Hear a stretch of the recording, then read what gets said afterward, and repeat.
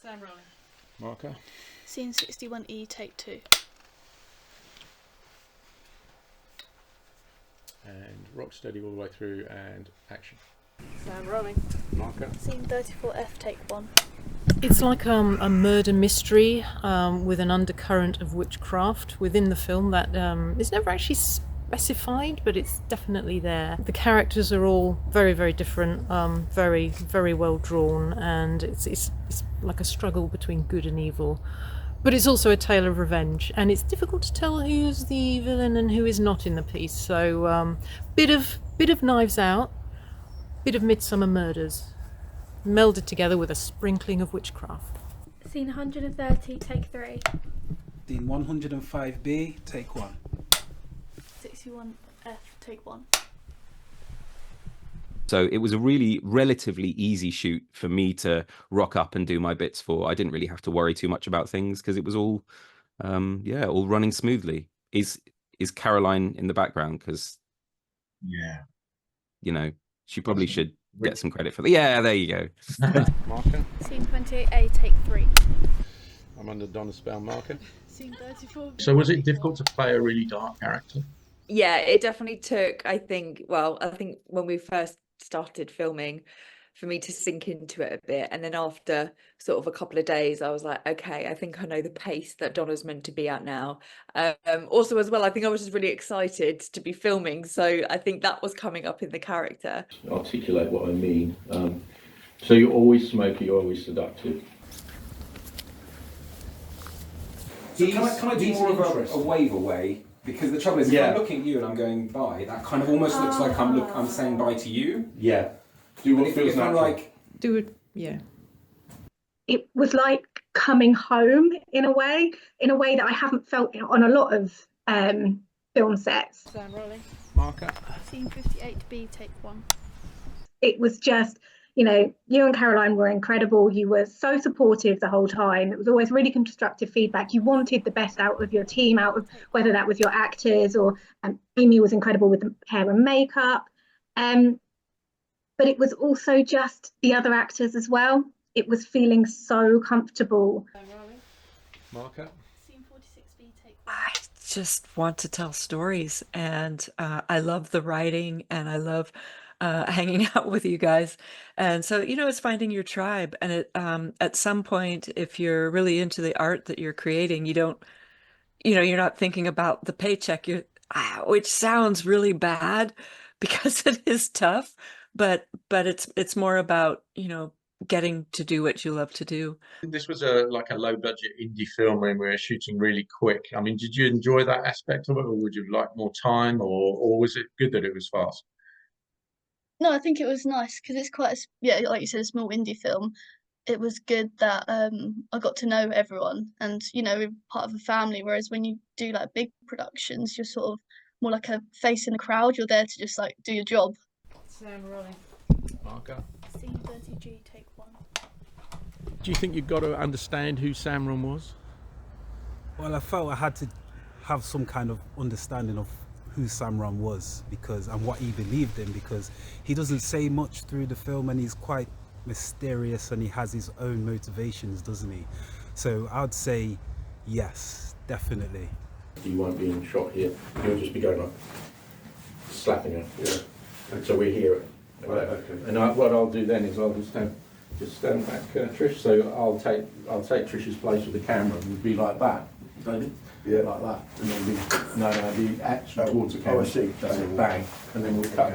I'm quite versatile with my acting, so I like, once I get given a role, I will get into it, go over and over and over the script, listen to all the other conversations around that part or that role, and I really enjoyed playing the part of Claire. It was amazing.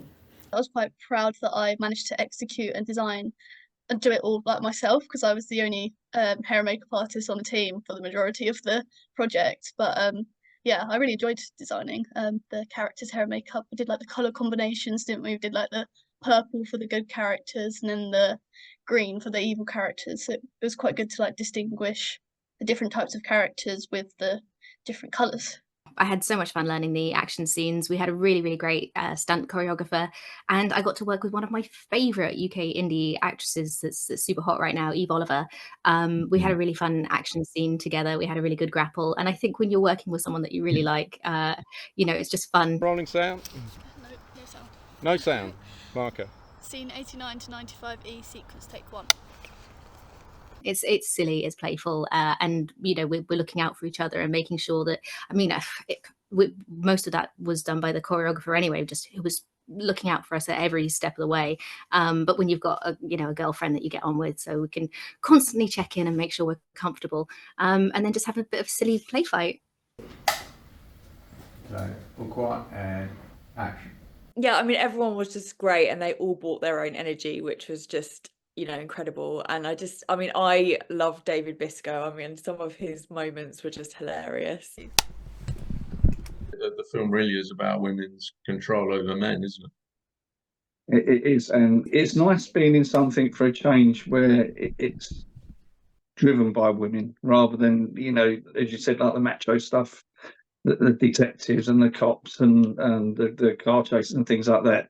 That channel, the Bevel channel. I mean, getting involved and getting your hands dirty and all that kind of thing, is that something you like doing as well as the acting? Yes, I started doing that when I was working at Neverton Manor and the events that they put on. I was often in charge of building the sets and props and things like that. So as well as doing makeup. So yeah, it's good. It's nice to get your hands dirty in all the different aspects of filming. I really enjoyed it. It was, I feel like the cast and the crew were very welcoming, and obviously I wasn't the best at walking around with champagne and glasses and stuff like that. But everyone was really nice about it. So on one of the takes, I had to come up from that back room, didn't I? And I had actual glass, and I walked, and I was in heels, I remember, and I dropped it one time and it smashed everywhere. I don't think I've ever been so mortified in my life. I feel like that was the second take, maybe. I was like, oh God, it's only the start of the day. But no, everyone took it with good humor, which was good. So yeah, it was good after that. I really enjoyed being up in London, shooting with you guys. Like I said, everyone was really lovely. The makeup artist, everyone. I remember specifically one moment was Charlie. I think she was very nice, and she made sure that I had been included. I think it was the scene where she's walking through the kitchen with the, one of her things. Knife, yeah. Yeah, and I don't know how much I can say without spoiling it. But she made sure that I was included, and she said that she likes to do that, which I found was really nice. I love that news has come back to you that I'm a supportive crew member. That means the world to me. I love to look after everybody, because it's hard work on a film set. It really is. And I think that as a lovely big family, which you are temporarily, you have to be looking out for one another and have to keep checking in. And if you've got some downtime, it is lovely to sit and listen to a podcast or whatever, but if you can support somebody else in another way, I do believe it's better for the production, but also that person will maybe have your back when you need a bit of support with something. I enjoyed every moment of it. I just like you and Caroline. I like the people that you work with. And I loved it all. I particularly liked the tea shop. That was nice. Yeah, we all love the tea shop. And a really nice location. We're at McGarry's Tea Rooms in Blackmore, and this is Judy who runs it. And we were filming Daggers Inn here. So Judy, what was it like with all these crazy actors around, and did you enjoy it? Fun? Enormous fun, yeah. Brilliant. And we were very grateful that we were able to film in the tea rooms, and we didn't break anything, I don't think, even though I had the camera. And no, you didn't break anything. It's not the tea rooms, though. It's not the tea rooms? No, it's McGarry's Antiques and Tea Shop. So this is... The tea room is across the road. Right. which we don't go to, do we? No. No. So can we edit back from the beginning or something? Okay, so here we are in McGarry's Antiques and Tea Shop with Judy, who runs the show here, and very impressive it is too. And we also filmed a lot of scenes from Daggers Inn in the tea rooms and in the gardens, and we're very grateful to Judy for that. So you've had productions here before though, haven't you? No, not making films, but we've had the BBC doing Antiques Road Trip. Yeah, TV programs. So we were the first feature film in McGarry's. Yeah. And much more fun actually. So more fun. So we. Yeah. And did you enjoy having all the crazy personalities? Oh, yeah, they're great. They're lovely. They were no trouble. And we, of course, we were filming in here. There's lots of different antiques and precious stuff, so I had to be really careful with the camera. And but luckily we didn't break anything, because if you bend it, well, you mend it or replace it, pay for it, don't we? Okay, so in the back garden, Judy, we filmed in that beautiful caravan, Romany caravan, I believe it is. What's the story behind that? It's a Romany Vado. That's the Romany word for caravan, presumably. It's 1905. It used to ply between here and Newmarket because they were horse traders. And it was left in a garden in the Chelmsford Road, which used to belong to my husband's grandparents. And when the gentleman who was the last of the family died, it was just sitting there, and his relatives said that Peter could have it so long as he could get it out. We got it out. And it came down here under its own steam. Do you believe in witches? No. You don't believe in witches at all? No. Well, I have witches in my family. So I wouldn't say that I'm generally a witchy type person. There's things that we experience that we can't see. Witchcraft specifically, I don't know, but I would be cautious of it, and I would be wary of it. There's all these reports about witchcraft and weird goings on, and you think, well, they must have come from somewhere. So yeah, I've never experienced anything weird, but I'd like to think that there is some spooky stuff out there. Being out in the country and in a very historical village like this, do you sort of believe in any of that or connect with it? Not at all? Sorry. I don't know if I believe in it. I'm definitely interested in it. I love watching sort of ghost documentaries and stuff like that. But yeah, maybe I do believe in it. After going to Trish's house, there were definitely some noises that we heard, didn't we? It was a bit scary and spooky at some point. Yeah, I think we were trying to work out whether they're ghosts or witches or supernatural kind of forces trying to stop us make the film or something. Witchcraft itself, well, obviously in the natural world you can, and in medicine as well, you can, concoct lotions and potions that actually affect people in whatever way. As for casting spells, like Samantha in Bewitched, don't know, the jury's still out on that one. Do you believe in witchcraft? Yeah, actually. I think it's a cool thing to look into. I couldn't say whether or not it was real or not, but I personally would like to think it is. So if you did something bad to a woman, you, Julian, do you think a witch, a modern day witch woman could come along and do something to you? Oh, crikey. Probably the wife. I have played a few witches in the past, so I seem to be typecast as this kind of character. I don't know what that says about me. I think there's still quite a few modern day witches walking around these days. Do you believe in the supernatural and witchcraft? Obviously, there's a big theme in Daggers Inn about this. Yeah, to be honest, I never did. I used to be quite religious when I was a teenager, and for various reasons I sort of moved away from that. And in Essex, where we were filming, there's quite a tradition and history of witchcraft, isn't there? Is that that kind of related to you because you're from the area, aren't you? Yes, there is. There's a lot of, especially around this area, and like you say, around Essex, there's still quite a few places that still have the old witches' stocks. Started doing this Ouija board, and I'm like, yeah, she's pushing it, she's doing this, she's doing that. And then there's one point where I thought, actually, that didn't feel like she was doing that. Anything supernatural to me is a fun story, even if I don't necessarily believe in it. Wait, she's not a real witch, is she? You'd like to play a witch as well, no doubt. Oh yeah, I think witches would be really cool to play. I wasn't moving it. He wasn't moving it. The other guy definitely wasn't moving it. So I don't know. And it answers all our questions. I liked everything about the film, but there was one thing that did stand out, and that was when the filming was being done, when one of the candles was being blown out and the lights went out. That was quite spooky. Yeah, we blew the candle out and the light went off at the same time. Yeah, and it was so precise. It went off at the exact millisecond that I didn't really notice it. I thought it was just the candle light going out, and then you said actually the other light's gone out at the same precise moment, isn't it? Which is weird because the candle has a kind of, it's like a metaphor. It has a symbolism within the film. It's quite important. I'm not a big believer in things like that, but women certainly have a power about them that they can control and manipulate. So yeah, I mean, if you want to call that witchcraft, I'd say yes. Okay, and how's your piloting of drones coming along? Well, the drone's working. Okay, the drone is working. I've not crashed it again. I have used it since, so yeah, I'd say it's getting better.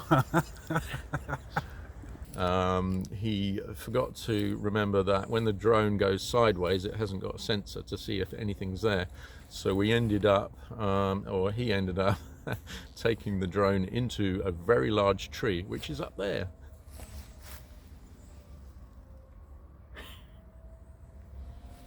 So anyway, what happened was, I said, let's call it quits. Leave it up there. It's never coming down. You know, in 10 years' time, it might drop down again. So we went back, licked our wounds, and then carried on with the shoot. But a few days later, we had a rainstorm. There's a lot of wind and everything. And when we were doing a shoot in the tea rooms, a few days later, I decided just to have a quick look to see whether the drone by chance had dropped down. And I covered the area. I looked everywhere. I couldn't find it. There was a huge bed of nettles just next to me here. And I was going to go back because we had to rush back to do the shoot and continue. But just as I was going to go, I just thought I'd just go into the nettles and just have a very quick look. And as I did that, there was a little spot of grey on the ground, and that was a drone. On Daggers Inn, were there any challenges or difficult bits that you can remember? The weather played a big part for one.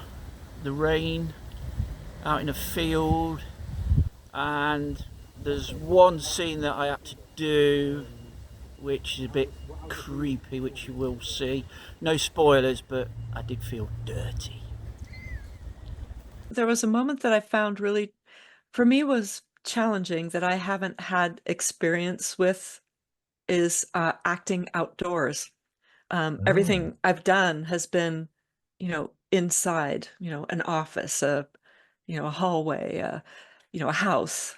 So working our walking scene, our walk and talk. So that was very fun. It's very odd. It doesn't seem like it would, but it did kind of change things because there's still tension in a scene, but you have nature all around you. You have open air and nature and little planes flying and all that, but we had that, and it was like, whoa, like our stage is this whole village, and there was just this awareness of that was not a challenge, but it was different. It was new. Doesn't she? Yeah. Marco? So you need to stand up and then... Scene 61A, take 1. Oh god. Okay, so get the beam position, down. What's that? That's not my in shot, bag, is it? which I should probably no, have it's on not. me. Okay. Okay. Yeah. And step back and not too Do far. I grab the scone as soon as I come in? Yeah. Action. We'd run over the lines a couple of times away from set, so we were like, okay, this is fine. Then we'll just get a bit of rehearsal on set with you, obviously. And so yeah, we were both a little bit surprised that we were just going to go straight into it. But I suppose sometimes you do film a rehearsal, but this was not a rehearsal, and it was very exciting. It was one of the most exciting scenes that I've done, really, because I think it was actually the first scene that we'd filmed together, Anna and I. It may have even been my first scene on the shoot. I can't remember. It was a while ago. But yeah, the excitement of this is the time when these two characters who are you know, butting heads the whole time. The first time they meet, and you're doing it in a tea room, so obviously the environment is quite serene and British, let's say. So you're not necessarily being as loud and as mean as you might be in another scenario. So it was very held back, very withdrawn, but still with the underlying feeling of hatred towards this character. And yeah, it was one of my favorite scenes to film, basically because we just tried it, and yeah, I think we still hate each other, which is lovely. Did you notice me doing that or not? No, I think you covered it very well. I did. Very professional.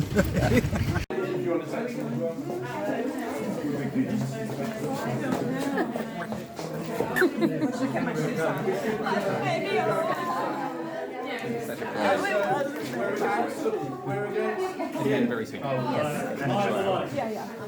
Yes.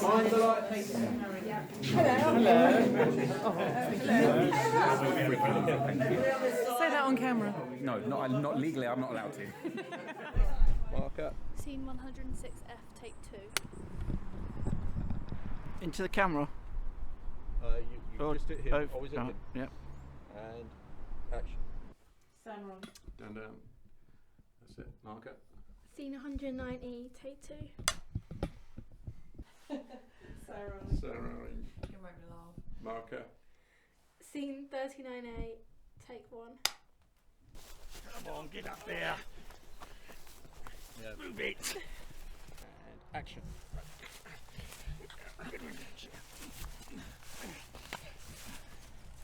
Come on. Stop fighting. Action.